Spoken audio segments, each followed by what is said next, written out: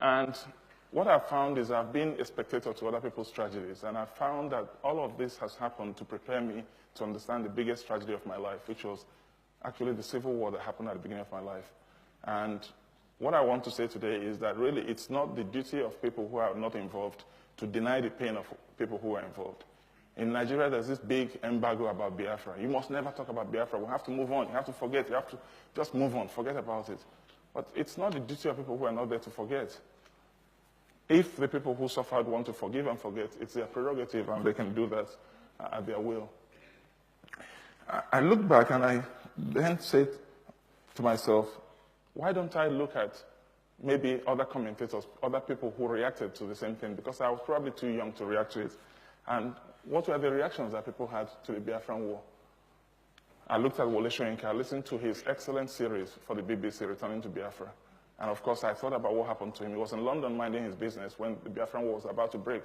He volunteered to go in there, flew into Nigeria, went to Biafra at great risk to himself. Of course, he was arrested and jailed and almost shot many times in Biafra for his troubles. And by the time he was released with a message for the Nigerian side, he came to Nigeria. And what did they do? They arrested him and put him in jail for another 2 years and 4 months. And so when somebody like that talks about the Biafra War, I want to sit up and listen. If somebody is sitting in comfort and maybe reading about it in papers, his views might not mean as much to me as to what Wole Soyinka has to say about the war. Well, Steve Jobs, has anybody read his autobiography? Yeah, he stopped going to church because he read about the Biafra War. He said, if Christians can do that to people, why should I worship that God? I don't agree with him, but that's his view. He felt so bad about the war. Bernard Kouchner, former French foreign minister, remember him in Kosovo, digging every last bone to understand what happened in Kosovo. But where did he start? He started in Biafra. He was there as a Red Cross volunteer. He resigned from the Red Cross. He said, we can't be impartial in such a situation. He founded Médecins Sans Frontières, MSF, because of the Biafra situation. And that's what Biafra did to him. John Lennon returned his MBE to the Queen because of the Biafra War. Jimi Hendrix was playing concerts to raise money for the children in Biafra. He was raising money to feed people like me. I would have died if those flights hadn't come in. 3,170 flights in 3 years that came in with all the food we wanted because there was no way to feed Biafra. And of course, part of the war strategy was to starve and kill everybody. Akanibiam, he had all the awards from here. CBE, MBE, everything, right up to the knighthood. He returned all of that to the Queen because of the war. Well, Jonathan Aitken, everybody knows about. He was actually tried under the Official Secrets Act for revealing the truth about Biafra. And his defense was quite simple. His defense was it was in the interest of the state to tell the truth. And the case collapsed. Aban Rosen. So this is my background. Imagine what it would look like if the Soviet Union was not allowed to talk about the 20 million dead from the Second World War. Imagine if it would be like if they were not allowed to heal that rift. Imagine what it would look like if the Soviet Union had not built bridges with Germany and had Germans help them rebuild and pay reparation after the war. Imagine what it would be like if the UK and the Commonwealth can't talk about the Second World War or the First World War or all the wars that have been, or the current wars where people are dying. If there's no healing, then there can't be any moving forward. Nigerians are very, very bad at keeping records. Most people don't know when they were born, and most people do not have records of when they actually died.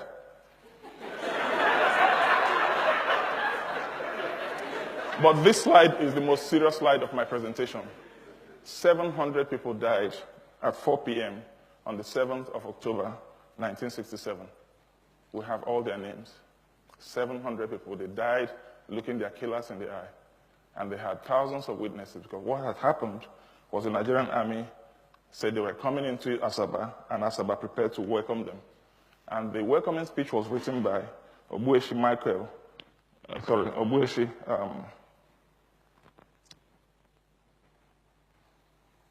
the welcoming speech was written by the father of the wife of the last Nigerian president, Babangida, Miriam, Obueshi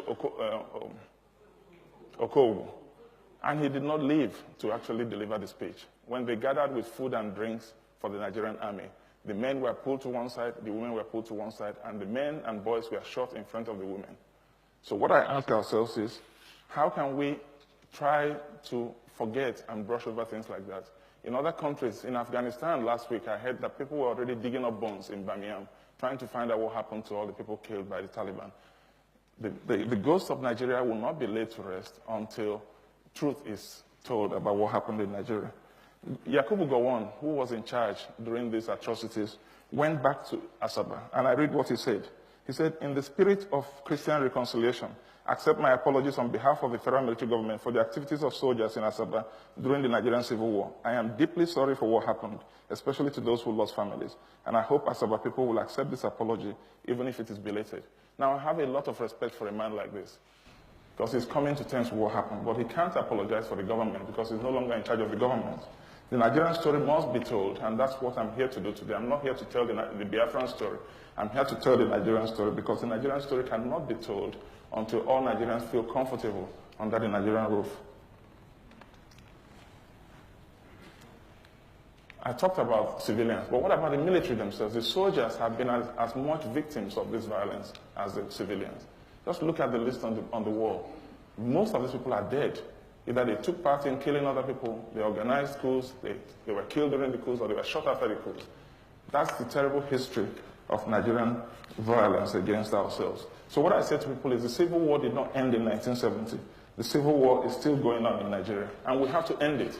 So my demand today is, let us end the civil wars. Let's find the truth about what has happened in Nigeria. Why are there 6 million displaced people in Nigeria today? I heard somebody saying Abuja is building because Abuja has to accommodate all the refugees coming from all. Abuja can't accommodate all the refugees.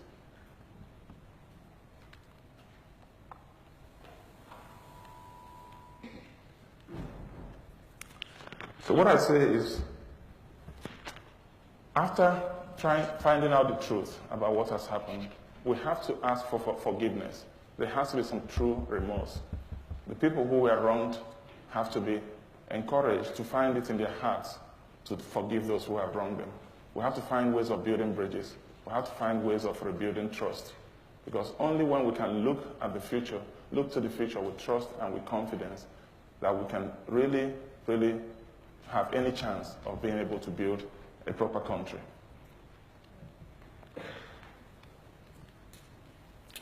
This has brought me to the end of my talk and the ultimate question, which is, how many Nigerians will it take to change a light bulb?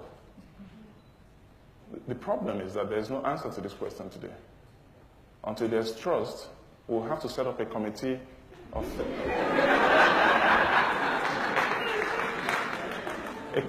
three, an Igbo man, a Hausa man, and a Yoruba man. And then the German will say, "You've left us out." And then we'll set up another committee of 6. And then when we do that, we'll find out the Igbo man is not there. And the problem is, nobody trusts anybody. That's why the latest committees are made up of 600, 500 people. But it's all futile.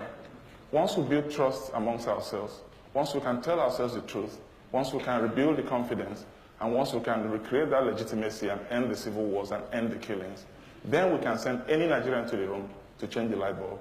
Thank you.